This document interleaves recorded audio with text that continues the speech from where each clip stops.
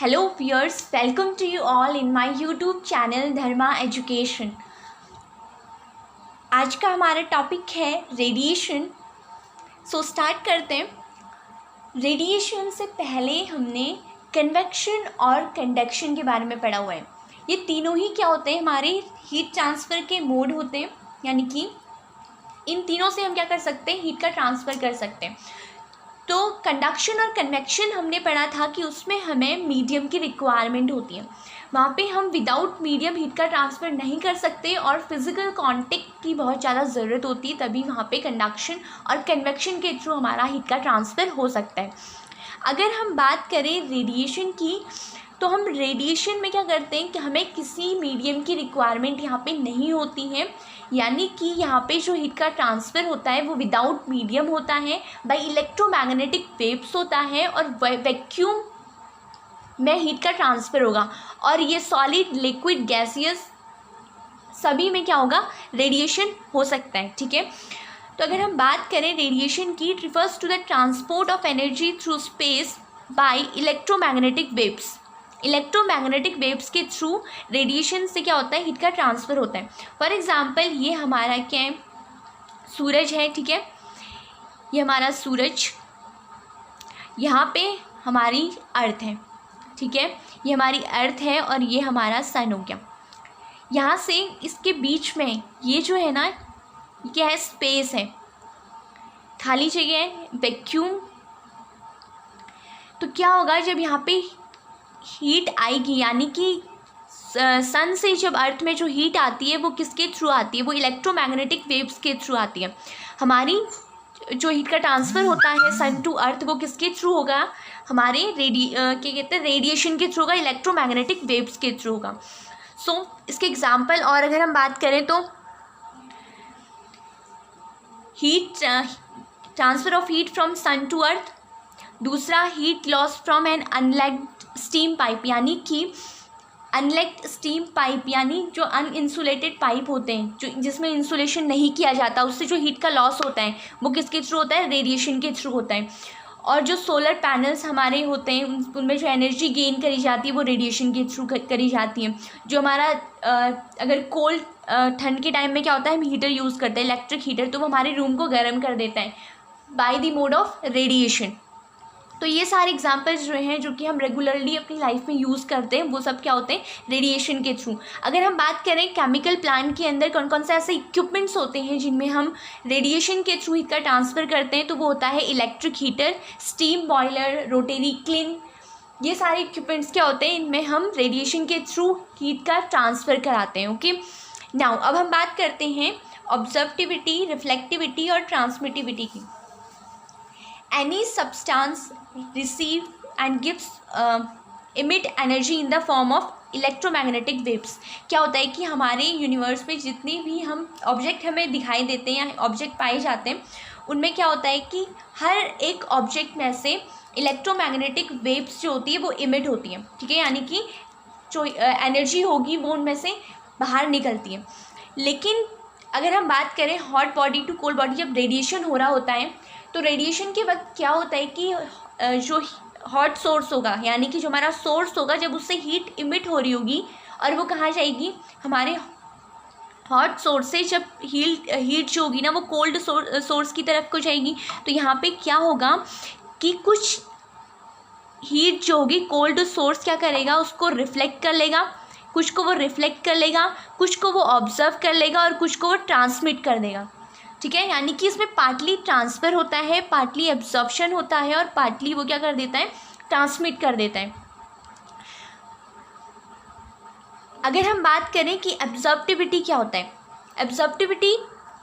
Absorptivity मतलब कि जो इंसिडेंट रे आती हैं, यानी कि हमारा ये मान लीजिए ऑब्जेक्ट है, ये हमारा ऑब्जेक्ट है, ये कोल्ड सरफेस है हमारी और ये हमारा हॉट सोर्स हो गया। ठीक है, इस हॉट सोर्स से जब ये कोल्ड सरफेस की तरफ को आएगा, ये हमारी इंसिडेंट रे, यानी कि इंसिडेंट रे या रेडिएशन हम जो भी कहें इसको, जब ये हमारी हॉट सोर्स से कोल्ड सरफेस की तरफ को आती है तो ये कुछ पार्ट क्या करेगा, अगर कोल्ड सरफेस से ये क्या हो गया, ट्रांसमिट हो गया, अगर ये रिफ्लेक्ट हो गया तो रिफ्लेक्ट होगा तो क्या हो जाएगा, ये इसी इसकी रिफ्लेक्टिबिलिटी कहलाती है। अगर क्या होगा, ये रिफ्लेक्ट हो जाएगा तो ये रिफ्लेक्टिविटी होगा। अगर कुछ पार्ट जो फ्रैक्शन इसका एब्जर्व कर लिया जाता है वो उसकी एब्जॉर्प्टिविटी कहलाती है, और वो फ्रैक्शन जो यहाँ से ट्रांसमिट हो जाता है वो हमारी क्या कहलाती है, ट्रांसमिटिविटी कहलाती है।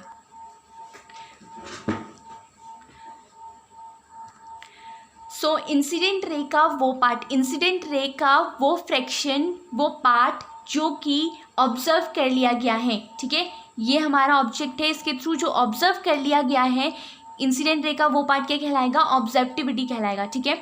It is the fraction of incident radiation on a body that is observed by the body is known as absorptivity, जिसे कि हम डिनोट करते हैं स्मॉल ए से। अगर हम बात करें रिफ्लेक्टिविटी की तो इंसिडेंट रे का वो पार्ट जो कि रिफ्लेक्ट हो जाएगा वो हमारे क्या कहलाएगा, रिफ्लेक्टिबिलिटी, जिसे कि हम स्मॉल आर से डिनोट करते हैं। The fraction of the incident radiation on a body that is reflected by the body is known as the reflectivity and denoted as small R. Now transmittivity क्या होता है, ट्रांसमिटिविटी होती है वो fraction, incident ray का वो part, incident ray का वो पार्ट जो कि ट्रांसमिट हो जाए, ठीक है, जो क्या हो जाए, ट्रांसमिट हो जाए, वो हमारा क्या कहलाता है, ट्रांसमिटिविटी कहलाती है, और उसे हम टाउ से डिनोट करते हैं। किससे डिनोट करते हैं, टाउ से। Now the fraction of the incident radiation on a body that is transmitted through the body is known as transmittivity, denoted by tau. और अगर हम बात करें कि ये टोटल, अगर हम इनका फ्रैक्शन का एडिशन करें, यानी कि अगर हम इनको ऐड करेंगे कि हमारा जो इंसिडेंट रे का जितना रिफ्लेक्शन हुआ है, जितना एब्जॉर्प्शन हुआ है और जितना ट्रांसमिशन हुआ है वो हमारे किसके इक्वल होता है, यूनिटी के इक्वल होता है। फ्रैक्शन का सम जो होगा वो किसके इक्वल होगा, हमारा यूनिटी के इक्वल होगा। तो sum of all the fraction is unity, यानी absorptivity plus reflectivity plus tau is equals to 1। अगर और इस ये जो रिफ्लेक्टिविटी होती है, जो ट्रांसमिटिविटी होती है या जो एब्जॉर्प्टिविटी होती है किसी भी ऑब्जेक्ट की, वो किस पे डिपेंड करती है, वो उस ऑब्जेक्ट के नेचर पे डिपेंड करती है कि वो जो ऑब्जेक्ट है हमारा ओपेक है या वो जो ऑब्जेक्ट है हमारा वो वाइट है या वो ब्लैक है या ग्रे है, वो सब किस पे डिपेंड करेगा, इसकी उस ऑब्जेक्ट के नेचर पे डिपेंड करेगा, और उसी के अकॉर्डिंग हमारी एब्जॉर्प्टिविटी, रिफ्लेक्टिविटी और ट्रांसमिटिविटी चेंज होती रहती है।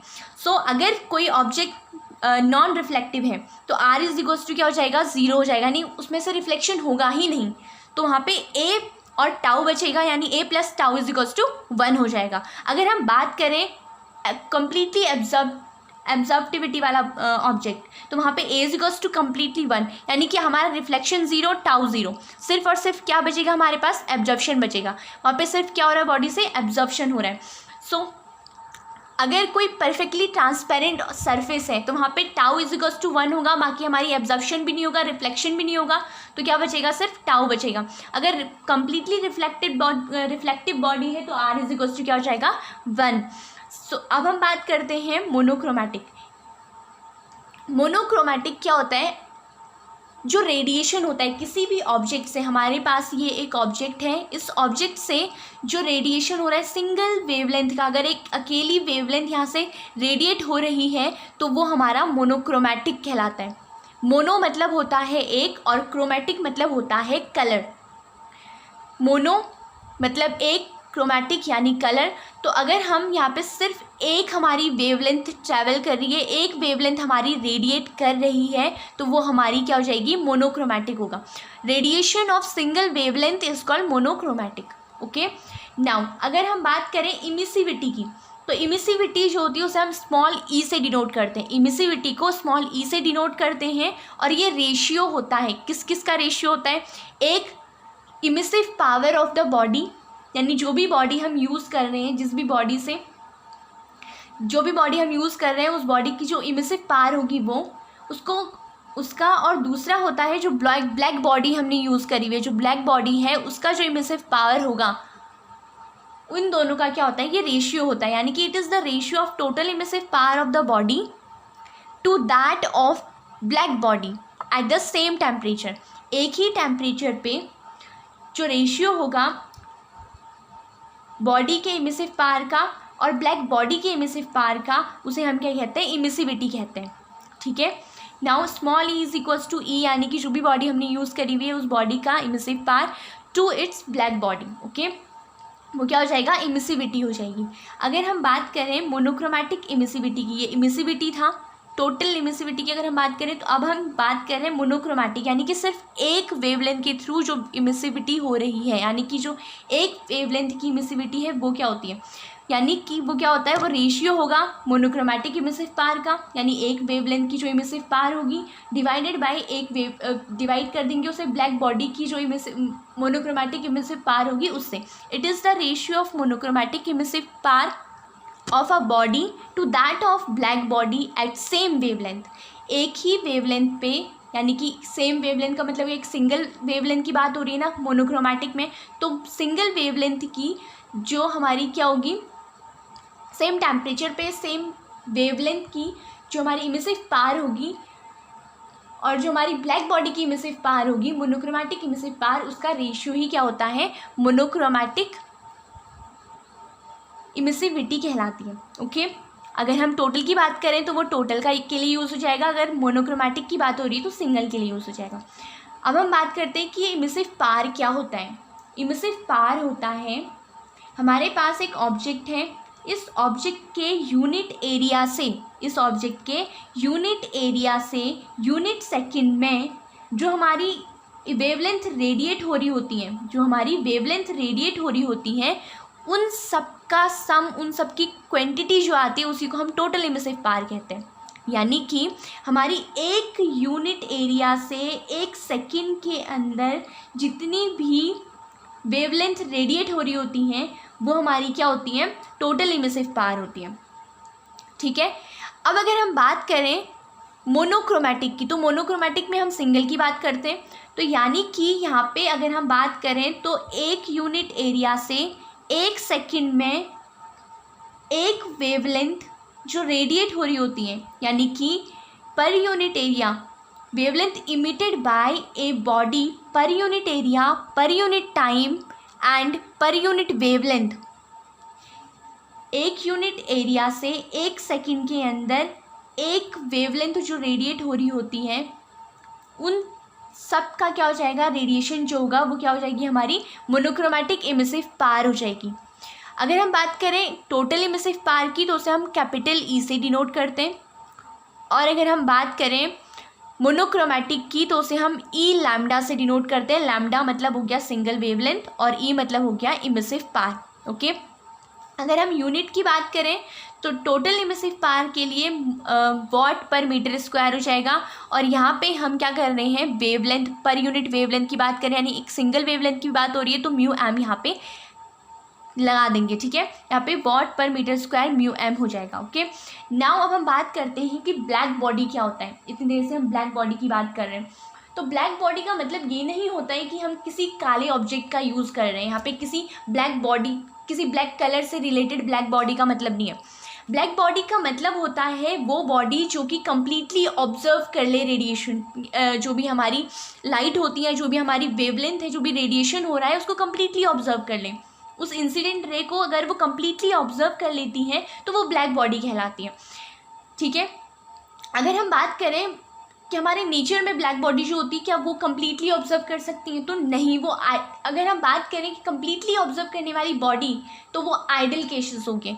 रियल में हमारे नेचर में कोई ब्लैक बॉडी नहीं बना, मतलब बनी अभी तक। जो ब्लैक बॉडी होती हैं, मतलब एक हमारे पास कलर होता है जो कि 96% तक ही उस चीज़ को ऑब्जर्व कर पाता है, that is lamp black colour. तो वो क्या कर सकता है, सिर्फ 96% तक ही हमारा जो एनर्जी है उसको ऑब्जर्व कर पाता है, उस रे को ऑब्जर्व कर पाता है, इंसिडेंट रे को। लेकिन कम्प्लीटली अगर हम बात करें ब्लैक बॉडी की तो वो नहीं बनी है, और इसका मतलब ये नहीं है कि कोई ब्लैक ऑब्जेक्ट हम यूज़ कर रहे हैं। यहाँ पे मतलब है कि वो ऑब्जेक्ट जो कि कम्प्लीटली ऑब्जर्व कर ले इंसिडेंट रेज को या इंसिडेंट रेडिएशन को। थैंक यू, आई होप आपको ये सब कुछ समझ में आ गया होगा। मिलते हैं नेक्स्ट वीडियो में, तब तक के लिए बाय बाय, टेक केयर।